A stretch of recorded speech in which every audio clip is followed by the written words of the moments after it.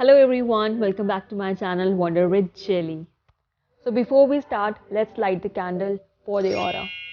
So today's video is all about this diary, and this diary is very special to me, and this is somewhere around 10 to 12 years old, and I call it as a treasure diary because इसमें मैं अपने majorly बहुत ही special चीज़ें जो होती हैं मैं वो चीज़ें रखती हूँ.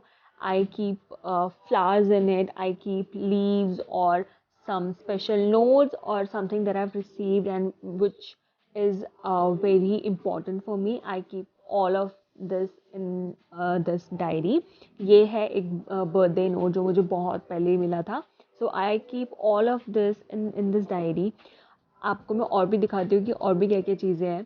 So अभी you can see these are some dried leaves and some flowers that I have preserved. So I preserve all of the things that is very special for me. So I make sure that I bring them home and preserve it in my own way. Like these notes, these are some of the notes that I have received from some of the gifts that I have received, and that's why I've just kept it here in this diary. So अभी इसको हम लोग shift करते हैं so that इस diary को हम थोड़ा चेंज कर सके. So I'm moving all of the petals, all of the leaves into this book, and उसके बाद फिर हम अपना जो डिज़ाइन है वो शुरू करते हैं. So मैंने अपने सारे मटेरियल जो है वो एक बुक में ट्रांसफ़र कर दिया, and as you can see this diary looks so odd because इस पे I used to do my hair pressing, that's why इसकी ये हालत हो गई है. But anyways now we are going to transform it. तो उसके लिए I'm gonna use these types of sheets पहले इसको बेस देने के लिए. एंड जैसे हमारा बेस रेडी होगा I'm going to use this cloth. ये नेट का कपड़ा है जो मेरे पास बहुत पुराना था एंड बहुत टाइम से रखा हुआ था for a DIY, but I just couldn't do it. So I thought कि अब मेरे को ये यूज़ करना चाहिए. So I think blue colour will not go that well, and yellow भी नहीं, and pink I think it looks so damn cute, so I am going with the pink colour. So firstly मैंने ये colour paper लिया है and इसको अब मैं major करूँगी as per the book, and what ever part I will require मैं उतना पार्ट रखूँगी, एंड बाकी I will just cut it out.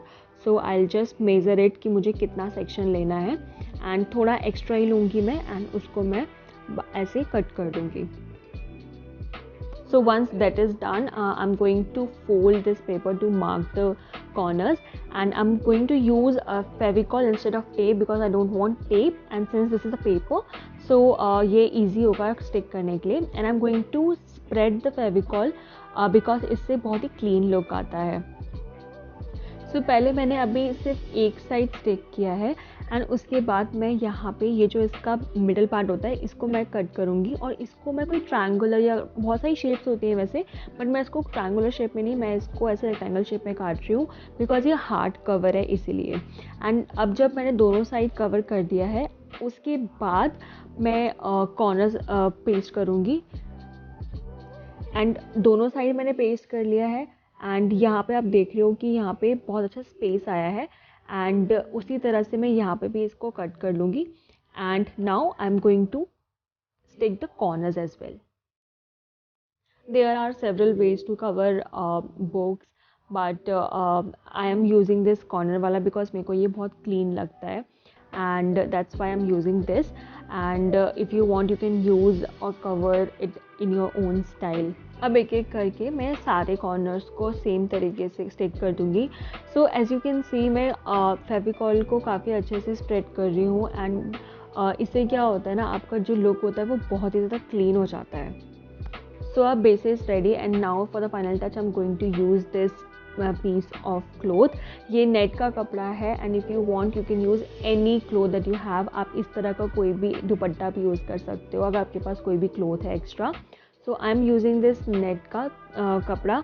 तो उसके लिए यहाँ पे मैंने एक सेक्शन लिया है उसका, एंड अब मैं मेजर करूँगी कि मुझे कितना कवर करने के लिए चाहिए, एंड एक्स्ट्रा मैं निकाल दूँगी.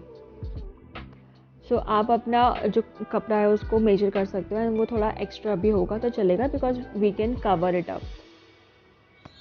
Okay, what's that? Oh, someone accompanied us. Well, you have to go. I need to shoot. Bye. Alright, let's continue. So make sure you don't use Fevicol to stick it.